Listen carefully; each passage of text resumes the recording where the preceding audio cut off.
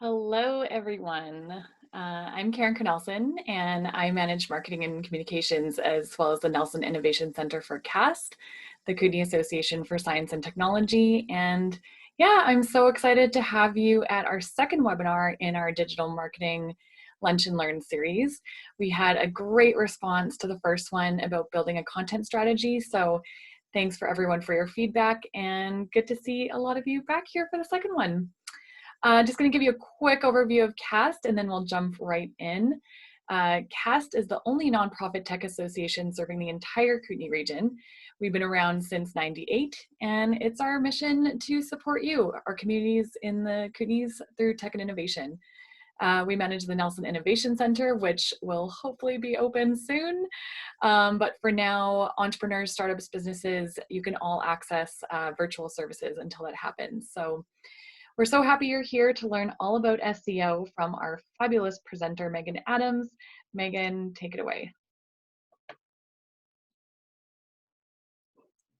Unmute. Thanks, Karen. Appreciate the introduction. Welcome, everybody. This is a webinar, so that means I can't see or hear you, but hopefully you can see me okay. If you do want to chat, if you do have any issues hearing anything or any questions, you can use the chat box, and that's at the bottom of your screen. If you have any specific questions about the presentation, you can find that at the bottom of the screen as well under Q&A. Feel free to pop your questions in there during that whole presentation, and I'll allot about 15 minutes at the end to answer any questions. Last week it was really fun kind of hearing the specifics and what's going on in your life. So feel free to pop your questions in there. So my first question is for anyone who is on, how familiar are you with SEO?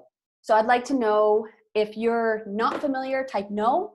If you're really familiar with SEO, type yes. And that'll kind of help me gauge where we're at. Okay, we have an in the middle. Perfect, even better.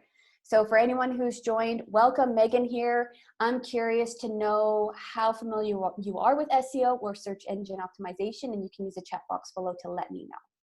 So you have a couple yeses, couple sort ofs, kind ofs, no, maybe, yes. Awesome, sweet. Again, welcome to everyone. You can use the chat box or the Q&A to let me know if you have any questions, and I'll go over those at the end. And let's get started here. I'm going to share my screen.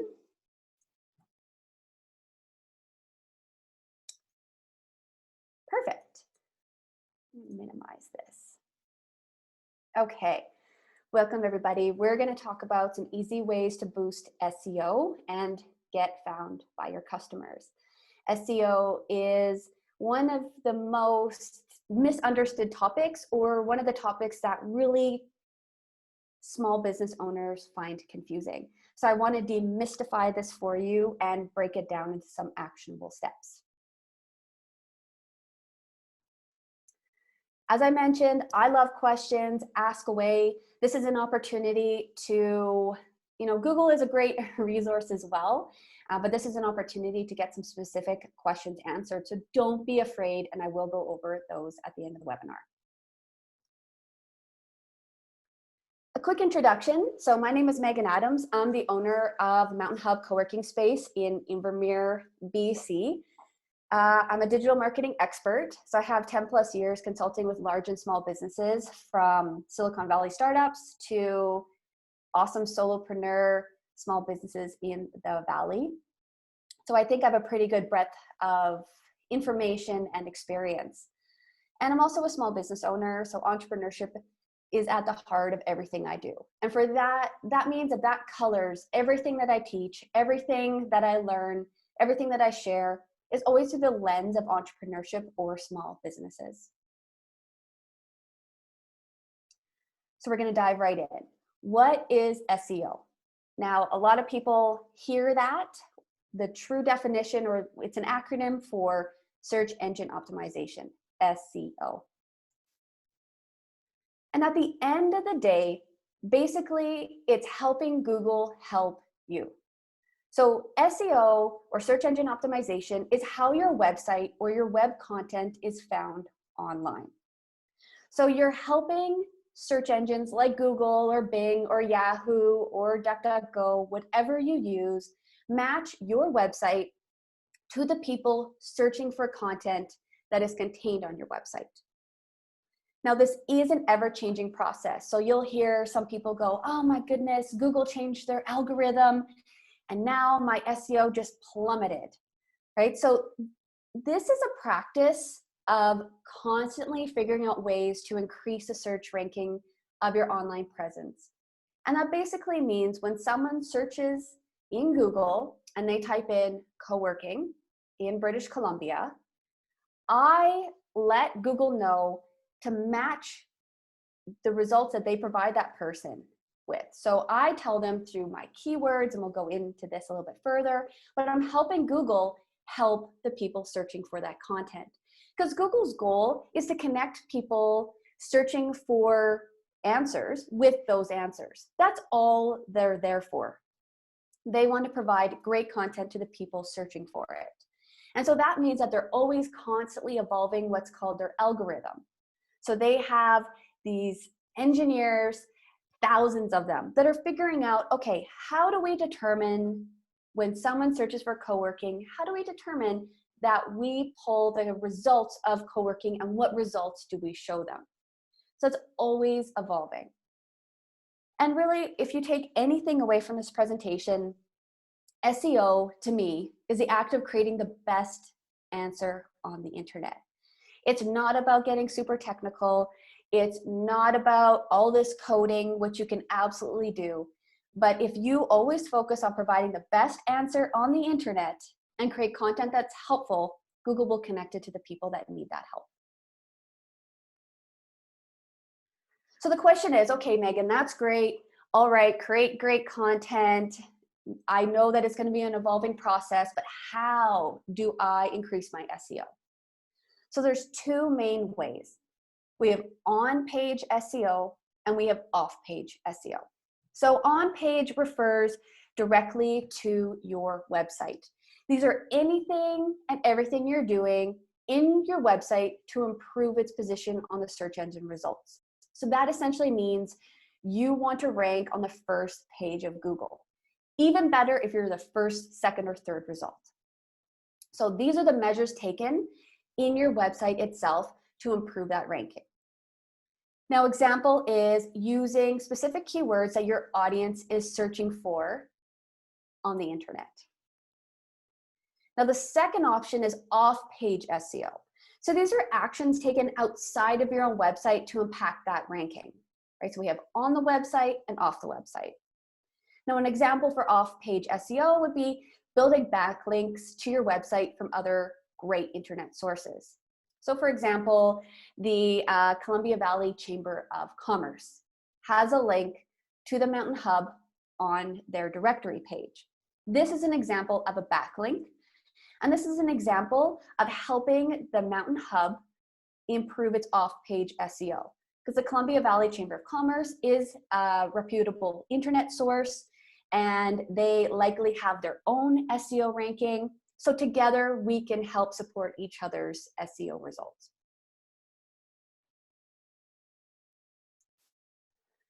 Now, the first step to know what you should do to improve your SEO is to know how it's even going. I'd be really curious to know how many people Google their names or their businesses on a regular basis. And one key thing to remember when you are Googling your business is to go incognito in your browser. Basically, that means Google's not going to know who you are, and they're not going to recognize your search results. Because part of this algorithm that Google creates is knowing, oh, hey, Megan is located in Invermere, and knowing all these creepy demographics and statistics about me so that they can give me better customized results. You don't want that. You want to see how an average Joe Schmo, how you're appearing to them. So you're going to open up what's called an incognito browser, and then you're going to Google your business. So here in this example, I Googled Mountain Hub. Notice that I did not put Mountain Hub Invermere. I could, but I wanted to see just using two simple words, Mountain Hub, what our results are. and I'm pretty happy with our SEO. You can see that we basically take up most of the results except for the last one.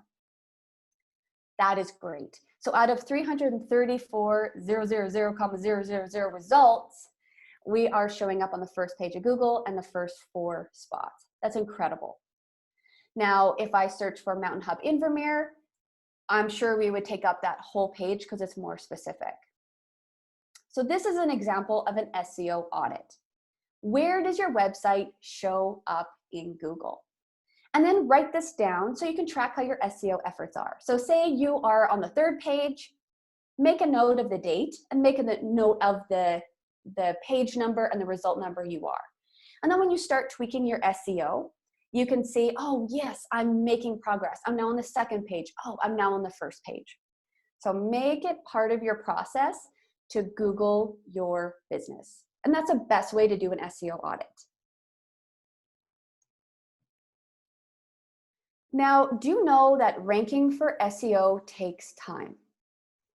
One mistake that I see from small business owners is they decide to either take down their website or put up a splash page and take down all their content while they're doing construction.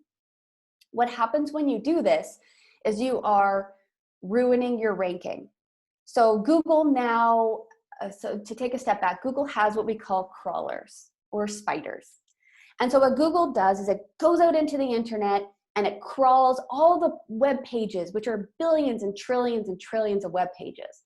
And it brings all that content back and it kind of categorizes it and it ranks it. And it says, you know what, this content is great. It has a great reputation.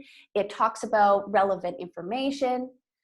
And so when Google is constantly crawling your website and getting that feedback that your website is live and that it has dynamic content, it keeps it in a high ranking. Now, when you take your website down, Google's crawling going, hey, where did this website go? It's no longer live. So now your ranking plummets. Then you republish your website. Google, it takes time now to build that ranking back up.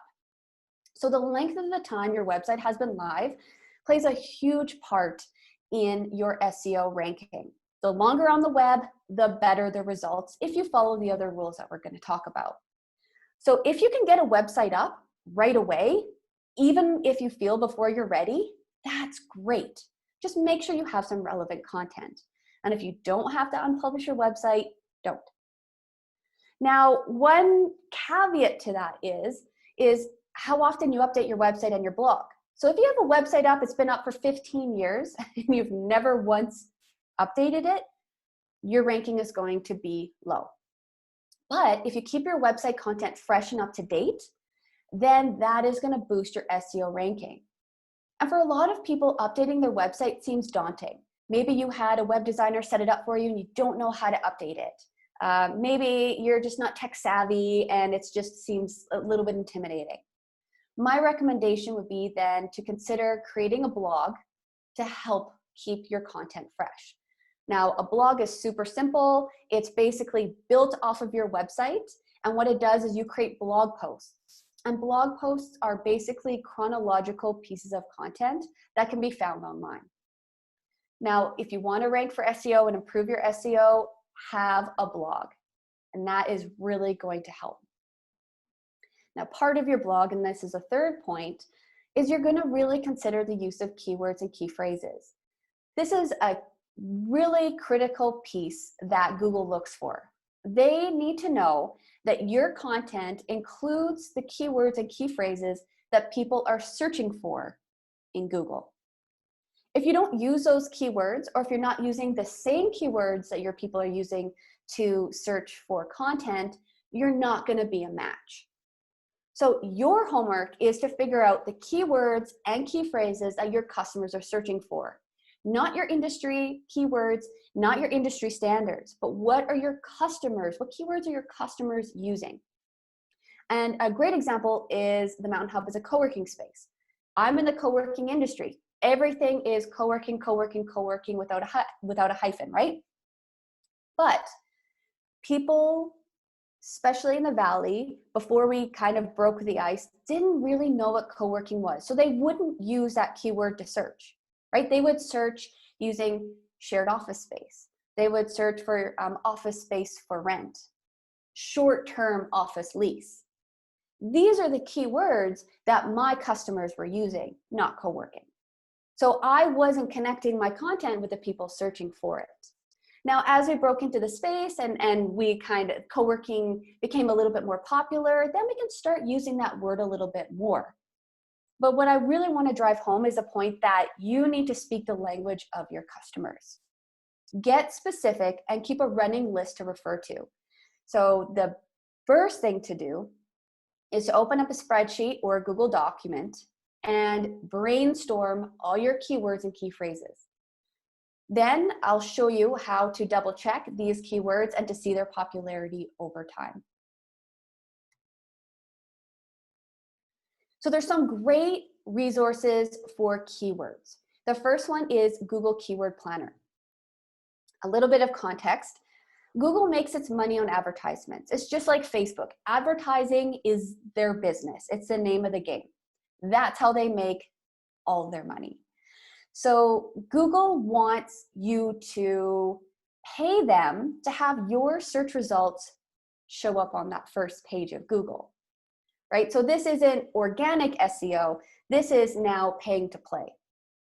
So they have a tool called Google Keyword Planner. And the goal is to help advertisers see what keywords they should be using in their advertisements. You don't have to pay and you don't have to advertise, but that Google Keyword Planner is part of that overall tool. This is completely free to use, but I just want to give you a heads up when you go in, it's going to be through Google Ads, and that's their advertising platform.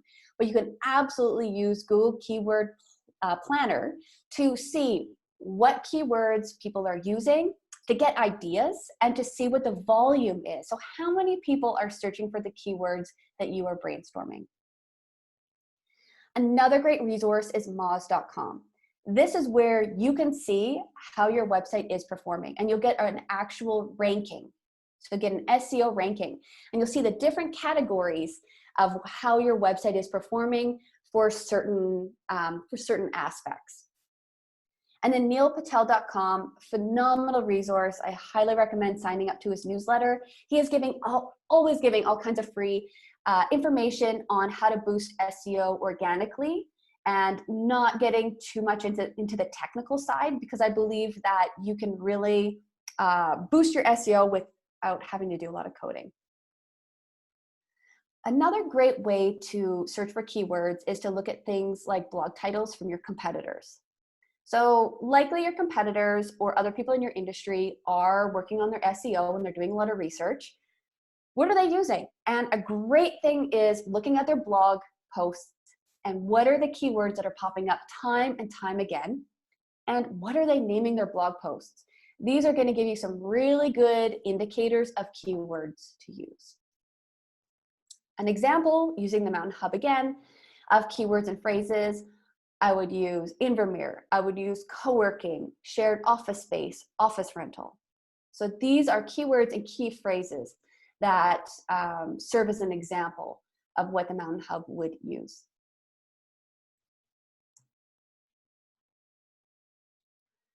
I wanted to give you a quick snapshot of Google Keyword Planner and what it looks like. So the top graphic is, like I talked about, is their advertising. So they're saying, hey, you could get, around 1,000 clicks, maybe 36,000 impressions. And these are the different results for an average position of 2 on your Google search. If you look below, the keyword that I was searching for is co-working. So I'm saying, okay, how many people are actually searching for co-working, and how expensive is it, and how great of a keyword is it to use? Now, likely, if you're getting really high, like say you're getting a cost of 10,000, that means that you're on a really hot keyword, right? So the more it costs to advertise using that keyword, probably the better a keyword is. Now, don't get too bogged down in the CPC and the cost, but I just wanted to show you likely what you're going to see first of all when you enter in your keyword. Now below is what's going to make a little bit more sense. So the first graphic is a forecast. Then if we look at the second graphic, it's a historical metrics. So we're getting a little bit away from the kind of the advertising, but you can see that, okay, I typed in the keyword as co-working, and here I can see the average monthly searches. So 10,000 to 100,000 people a month are searching for co-working. And the specific date range, I forget what I set it to. But this is really interesting information for me. So I can see that the average search results are between 10,000 to 100,000, which is quite broad, that the competition for using this word is quite low, and that it might be a good keyword. I think that I would watch this trend to see if that monthly search is growing. I would also, this would show me that I would want to find other keywords that perhaps have higher average monthly searches. Now, if I wanted to start advertising, I like that the competition is low and that it's a pretty low bid range. So I could pay to get this result at the top of the page for $6.97. But that might be a different webinar. So this is what you're going to see for Google Keyword Planner. Play around with it and see what kind of information you can get, knowing that it is an advertising tool. I'm sure a lot of you have heard of backlinks. This is probably the #1 question that I get when people say, hey, I just received an email from this SEO company and they promised me, to get me on the first page of Google, and that they have a directory and they'll put my link on it. So this is because that if you have other people link to your content, link to your website, link to your blog posts, this is a huge part of the Google algorithm. The Google loves that other people link to your website because it's telling them, first of all, that your content is useful. And then if that person that's linking to your content has a lot of authority or great SEO, then they're saying, hey, that source is has a great reputation. That means then that your content is great. Now, this might seem overwhelming if you're starting out or if you have a business that kind of doesn't make sense to be linking. So some ideas for creating backlinks is to write a guest blog.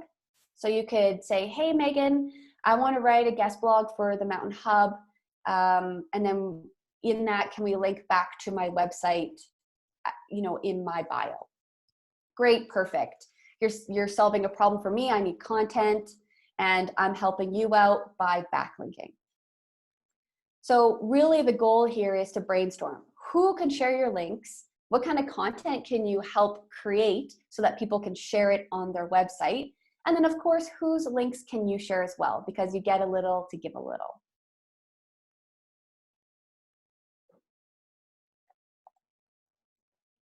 And you'll notice a common theme, content. Like the first webinar was all about content. I'm all about content in this one as well. So content is the reason that search began in the first place. Search basically is what fuels search engine optimization. People are searching for content. People are searching for answers on the internet. Just think about the last thing you Googled. Think about the last couple things you Googled. And then think about the results that you got back. That's SEO. That's Google knowing what to serve you back because that website did a phenomenal job of boosting their SEO. So content is the reason search began in the first place. And when we talk about content, again, it's back to being the best answer on Google. How can you be the best answer on Google? The #1 way is to know yourself and to know your customer. What do you know that's going to help people? And then what did those people need help with? Then when you have those first 2 questions answered, you're then going to answer those questions in your content. Maybe you write a blog post. Maybe you do a YouTube video. Maybe you create a podcast episode. Your content is going to be that vehicle. And then the SEO is going to be the gas. Make your content easy for Google to send and to show to the people looking for those answers using your keywords. So it's back to the keywords and using them in your content.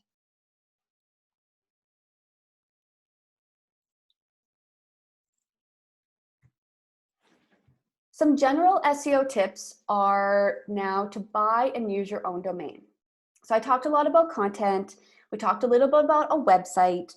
Now, your domain is what shows up on the top of your website. So it's like the address. It's what you'll put on your business card, www.mountainhub.ca. Whenever anyone types that, they get to the Mountain Hub website. That is my domain, and I purchased it. I own it. No one else can use it. And I always recommend GoDaddy. They have phenomenal customer service, but there's also HostGator and a million other options. So feel free to shop around. Now, when you use your business and or your personal name, so figure out what you want to rank for, that is a huge boost to your SEO. That is going to help Google know your keywords. So you might want to consider using keywords in your content or in your domain as well. Sorry, your domain. Then Google knows if I search for Mountain Hub, they're going to look at my website and be like, oh, wow, the domain says Mountain Hub in it. Using those keywords, instant connection. So if you don't have your own domain at this time, please go buy it. Even if you don't do anything for a little bit, hold on to that so no one else can have that. Then your next step is going to be creating content and building up a library. When I say library, I just mean a content library, just building up and creating an arsenal of content. This is going to keep your website fresh. This is going to get you practiced in creating content. It's going to help you see how your content performs. A little bit of a story, back in the day when I first started my own social media boutique, I don't know, agency, one-woman show,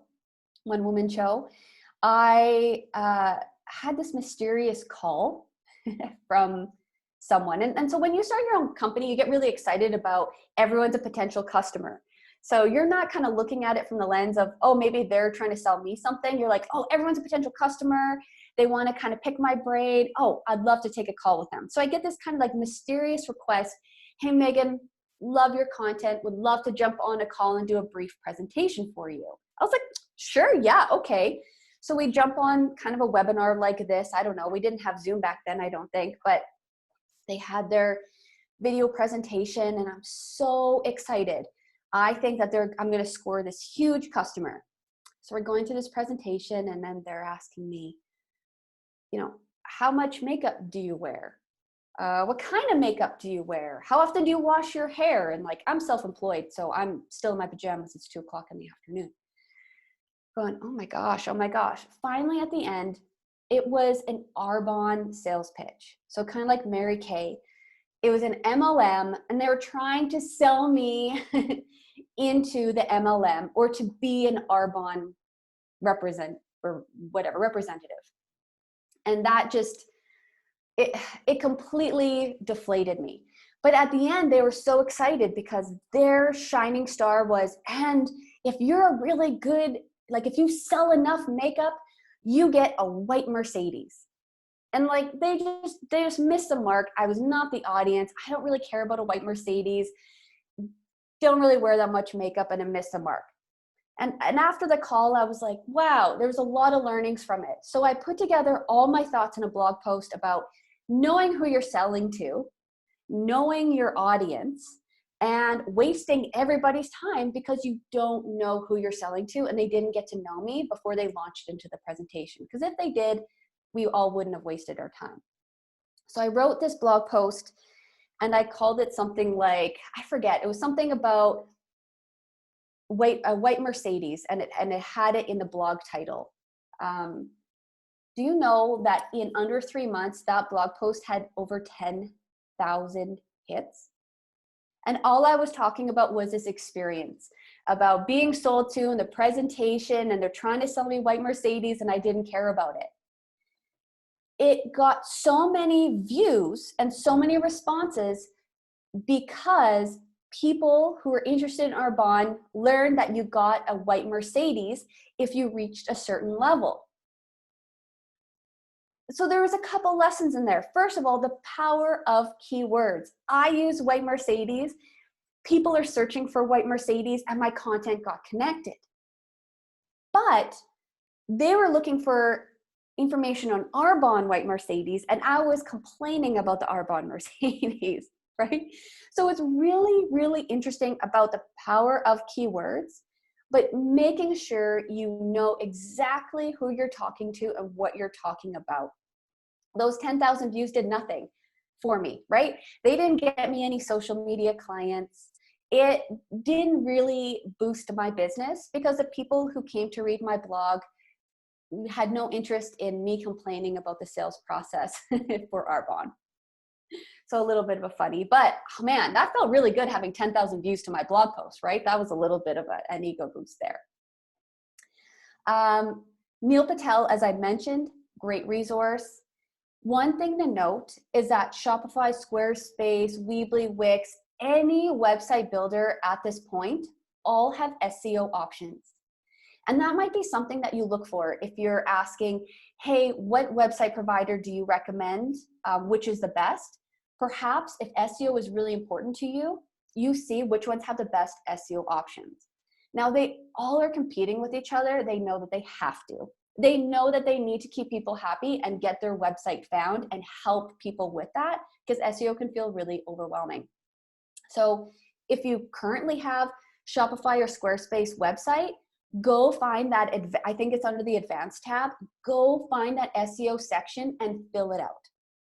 If you have WordPress, there is a WordPress plugin, it's free, you absolutely must have, and that's called Yoast. And that'll help you look at every single page. It'll tell you your SEO ranking for each page. It'll tell you your SEO ranking and give you suggestions for your blog posts. So there's some phenomenal built-in resources that way. And then if you're short on time, YouTube, Facebook, LinkedIn, they all have great SEO. So if you remember on that first SEO audit page on Google, I can go back to it actually. Notice 1, 2, 3, 4. Notice the fourth result. It's the Mountain Hub Facebook page.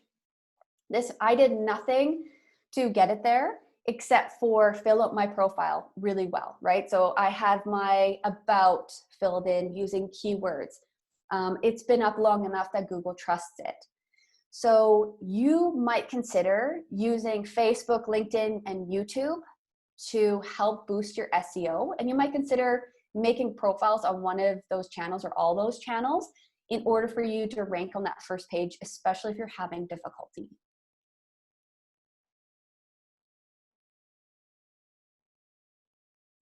So back to this slide, YouTube is owned by Google. This means that Google is always going to weight YouTube higher than anything else. So you might consider putting your content on YouTube. Facebook ranks really high. LinkedIn has it's so weighty. Your LinkedIn profile or a LinkedIn business profile will absolutely help you get on that first page. And I don't know if I've seen, you're going to be on the first page if you're using those to your advantage. All these big players work really, really, really hard for that to happen.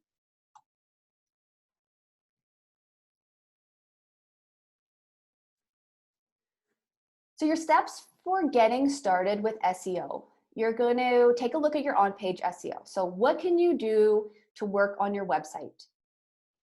What are your keywords that you're using? Do your pages work? Like, do links that you share go anywhere? So you're looking for what's kind of called domain authority. If someone else came to your website and started clicking around, is it trustworthy? Does it make sense?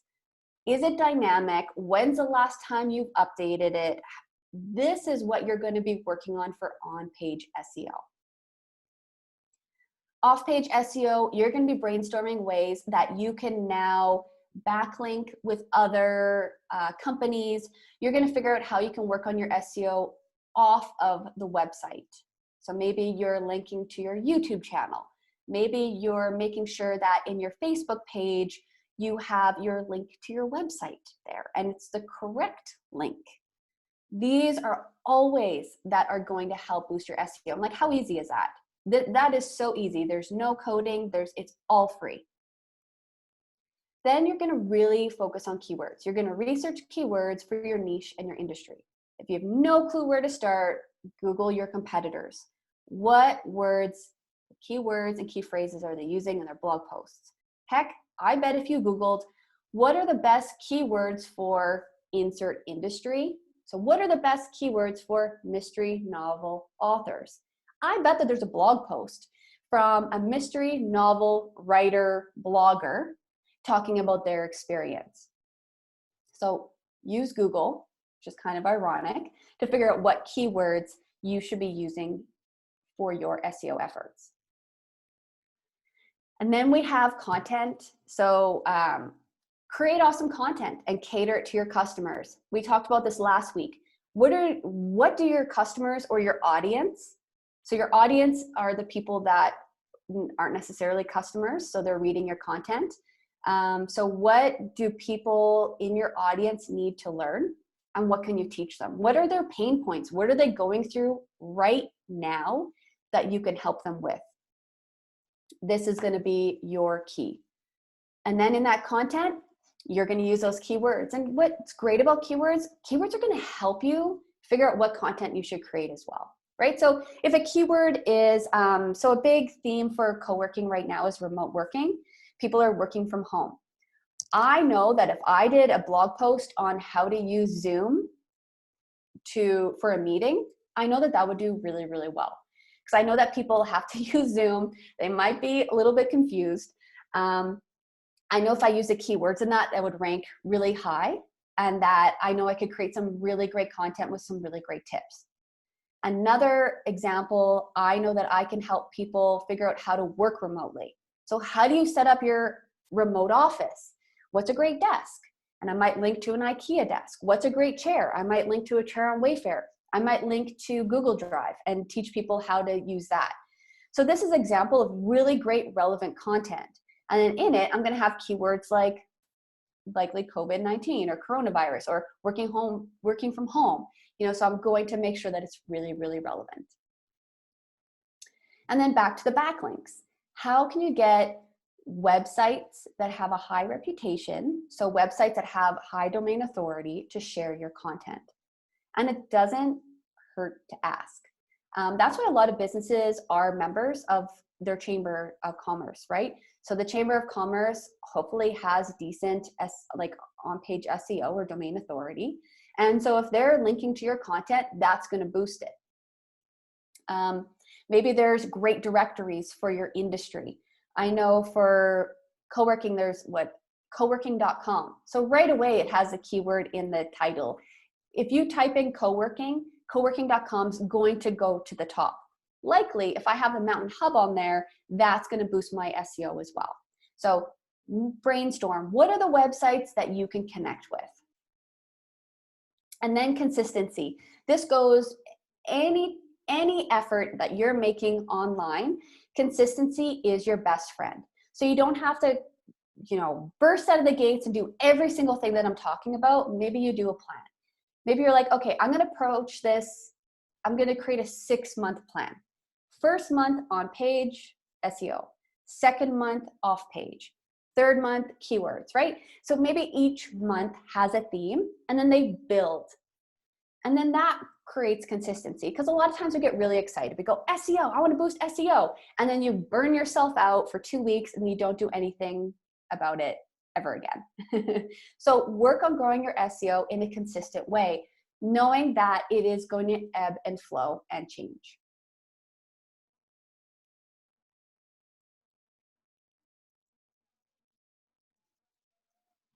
Sweet. So we have quite a bit of time. Awesome. For questions. I am going to stop sharing here. Okay, perfect.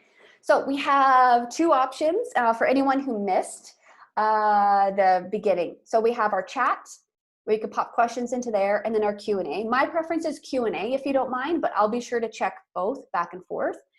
And let's see what you got. I'm gonna quickly go to the chat first to see where we're at, and then I'm gonna move over to the Q&A. Okay, great. First question, how do you open a browser incognito? That's a great question, since that's part of your homework. If you say you have Google Chrome, right click And where it says new window underneath, it'll say new incognito window. So any browser that you use, right click it and then choose the incognito option.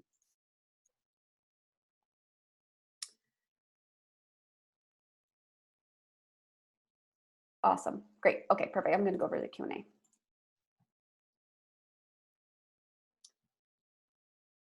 Okay. Yeah, thanks. You want to read that blog post? I should find it. It was really, the White Mercedes blog post was, I thought it was one of my best. I thought it was really funny. So my audience really loved it because they knew me. And a lot of my audience were people that were starting their own fledgling businesses as well, working from home and just getting excited when anyone wanted to talk to you on the phone because it could be a potential customer. So I'll have to dig that up and I'll have to share it out because that was pretty fun. Oh, great question. Okay, do you know if the Google crawlers read text on images on your blog? In other words, could text on images count towards SEO? Phenomenal question. No. But I have a great solution for you. So no, Google right now does not read text on images. So basically that means if you found a beautiful image and you put your own quote on it, or you were showing a slide, or you did, like, say you recorded a presentation and put it on YouTube, those images, no information from those images is going to be, Google's not going to see that. But what you can do is when you go to your website and you upload an image, you have an option to add an alt text. And so what that alt text does is it assigns keywords to that image. And you'll notice, so have you ever done an image search in Google? That is how Google is finding those images. So I recommend any images that you upload to your website, including your blog posts, make sure that you're adding in those keywords. And then that will help your images rank, because a lot of times Google's going to pull those images in addition to your content. So I'm so glad that you talked and yeah, brought up the aspect of images. Okay, next question. When you say that YouTube, when you say that YouTube and Facebook have good SEO, the idea is that we use it by creating an account on, okay, great. So what I'm saying is YouTube has huge weight with Google because Google owns YouTube. So it's gonna make sure that it brings up those YouTube results. Also know that YouTube is the second most popular search engine, second to Google. That means that people are searching for answers in YouTube almost as much as they're searching for in Google, which is mind-blowing. So that means you have another opportunity for your content to be shown. So the idea is, yes, you're going to create an account. You're going to, hypothetically, let's talk about the Mountain Hub. So the Mountain Hub creates a YouTube channel, and we call it the Mountain Hub. And then we upload some really helpful how-to tutorial videos. And then in those videos, our title has our keywords, our description has the keywords, our account profile has all the keywords. And so Google's like, yes, awesome. Another great resource for co-working, especially rural co-working. We're gonna make sure that we connect and make their content show up for people that are searching for it. But you will need an account. And you know, the goal is to boost SEO. The goal isn't to be on every single channel possible, because you just simply can't maintain that. So choose your channels strategically, and then the channels you do choose, fill them out. Spend a bunch of time making sure that all your keywords are in it, your images are great, you know, all the content is filled out, your email address is on there if you want, your website is on there, maybe your other channels are on there, and make it as easy as possible for Google to show your channels, whether it's Facebook or YouTube, to people who are going to be interested. What if some of my customers are not online tech savvy? What type of non-online advertising works? That's a great question. So then my question would be, if your customers are not online, then why would you be online? So you want to go where your customers are. So you have two options. Not being online then, if your customers are completely not tech savvy, not online, no point. Or finding new customers and opening up new streams of revenue to the people that are online. And really, like, you know, with COVID and small businesses having to pivot, and almost small businesses having their backs against the wall, being forced to be online, it might mean that you have to pivot your business a bit. It might mean that you have to find some other offerings that maybe appeal to a different subsection of customers that you never catered to before. So my homework for you would be, who of your customers are actually online?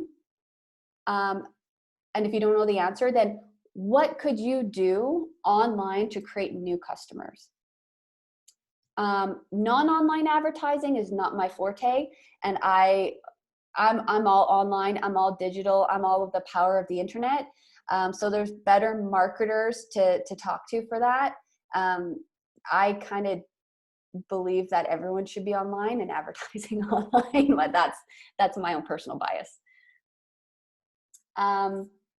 Question: what's the difference between keywords, tags, categories, and SEO? So SEO, think of SEO as the umbrella, and all those kind of fall under it, right? So those are different ways that you can help move forward your search engine optimization. Those are different ways that you can help your search results rank on Google. Tags and categories are going to be more specific to content on your website. So you're going to be able to tell Google, more specific about your content. But I think this is getting a little bit too specific for this webinar. Just know SEO is the main umbrella, and underneath it you have a million, just like backlinks, keywords, tags, categories, alt text, headers, right? Those are all different ways that you can help achieve and grow your SEO efforts.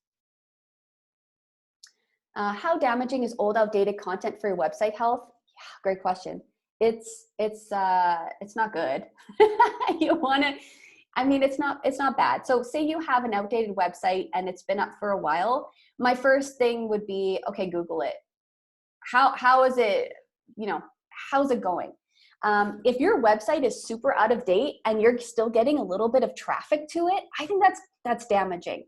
So an example is, if I want to hire a contractor and I Google them and I don't see a website, I'm a little bit like, but if I see a really old, outdated website, I'm really nervous. Because for me, it kind of tells a story, whether it's fictitious or not, that they are either out of business or not trustworthy. Same thing with a Facebook page. If I see that the Facebook page hasn't been updated since 2014, for me, I feel like that's more damaging than not having a Facebook page at all. So don't go, everyone, and delete your websites. Do a little bit of research and see how it's going, and see if you can now figure out how to update it or revamp it.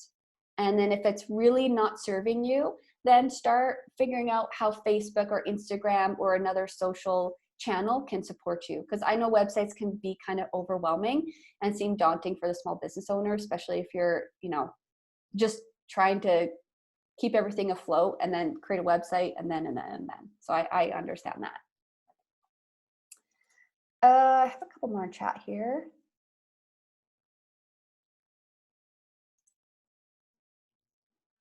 Question: how long will it take to see results after beginning to work on SEO? And can I stop doing SEO after I get good rankings? Oh, awesome question. You can see your SEO efforts immediately. A great example is, so Jason Bell is our community manager at the Mountain Hub, and his passion project business is Vita Surf. He runs surf retreats in Nicaragua. Now, Vita Surf is a very generic name, and it's a name used by pretty much every surf retreat or surf trip business ever, because it's a great name. So he really had a lot of difficulty ranking high on Google. I think he was like 5th page, 6th page, and really, really having difficulty. So he started working on it, and I would say a month later, he got onto the first page of Google. Now, he was probably dedicating 4 hours a day at a minimum to creating content, researching keywords, figuring out site speed, renaming all his images, doing everything that he can. But I would say within a month, he was ranking really high and doing really well. Now, you can, I don't know if you will necessarily stop doing SEO because you'll never stop creating content, but you might not ever need to do as much effort as say Jason did in the beginning to get on that first page. So what he's gonna do all the work to get on that first page, and now he's basically going to protect his he's going to protect his status. He's going to protect his number 1, number 2, or number 3 ranking, and he's going to do that by consistently researching keywords, consistently staying up to date with backlinks, and consistently creating content. So you're never really going to stop, but you might not need to work as hard as in the beginning. So I see, oh, perfect. Hey, Heather. Okay, talk more about naming images to increase SEO. Yeah, I'm wondering if I can screen share without showing too much here, because that might be the easiest way to do that. I'm gonna exit out of here. Let me open up the Mountain Hub and I'll show you what I'm talking about. So naming images, I think that whenever you do a blog post, having a main image is really going to help your ranking, but you're going to make sure that you're naming it properly. Okay, so I'm going to edit. I'll share my screen in 1 second. I just don't want you seeing too much of my messy desktop. I'm going to go to pages. That should show it, I believe. If I go to About Us, bear with me 1 second. Edit. See if this shows what I'm thinking. Yeah, here we go. Okay. I'm going to share my screen.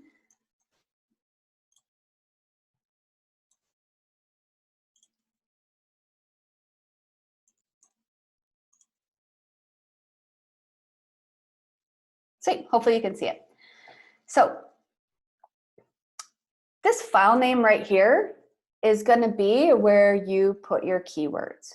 And it'll show up in different ways depending on what kind of website. So sometimes it's called alt text. I know that if you're using WordPress, there's like a million more options for naming your images, but this alone will do wonders. So if you have a profile image and say you're a realtor, you're going to say Megan_Adams, right? So when people search for your name, your lovely image is going to show up.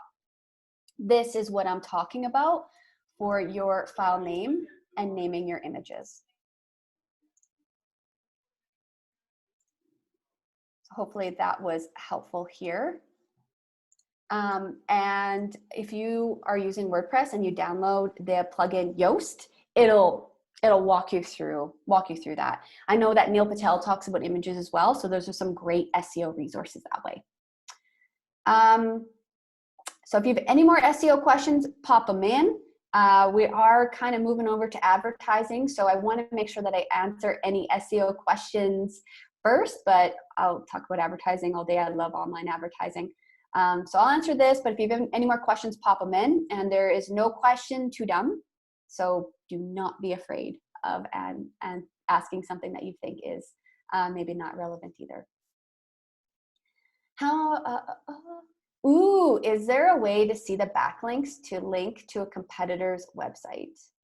Is there a way to see the backlinks? Heather, do you mind extrapolating on that?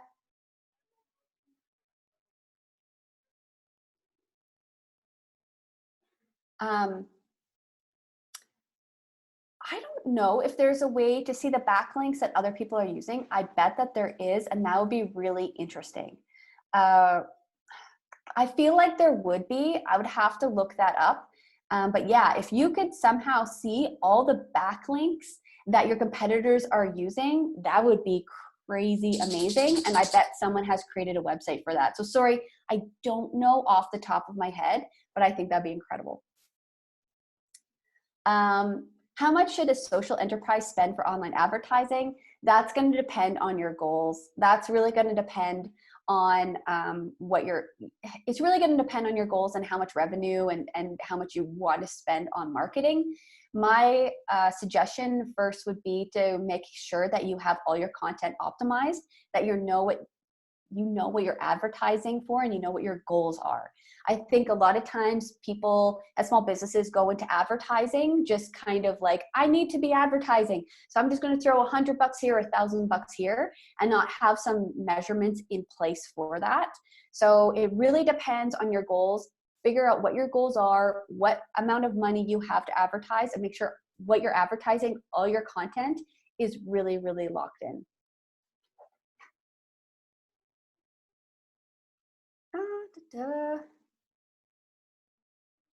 Awesome. I think that's it for the questions.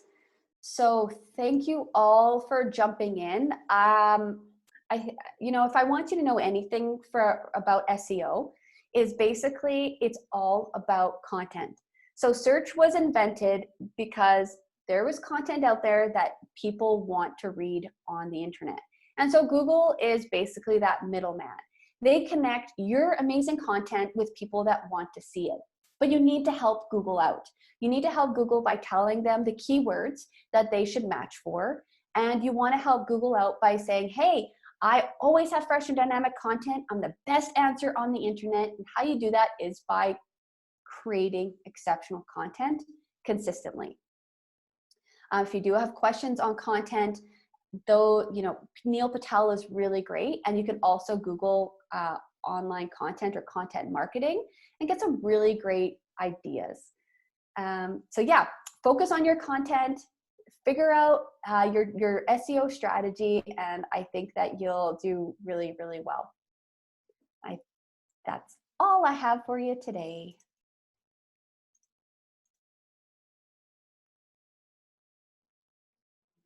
Awesome. Sweet. Thank you, everybody. Hope you have an amazing day. Oh, I forgot to tell you, next week is our last webinar of the series, and that's going to be how to get started selling your products online. So we're going to talk about the best places to set up your online shop and that whole process of selling online, whether it's products or services, because I'm really passionate about both. You don't need a physical product to sell online. And if you have a physical product, I want to challenge you to see if there might be a digital product or service that you can sell in addition, because that just makes things a lot easier. If you already have an online store, I think it'd be worth popping on the webinar next week for sure. Awesome, everybody. Take care, and I will see you next week.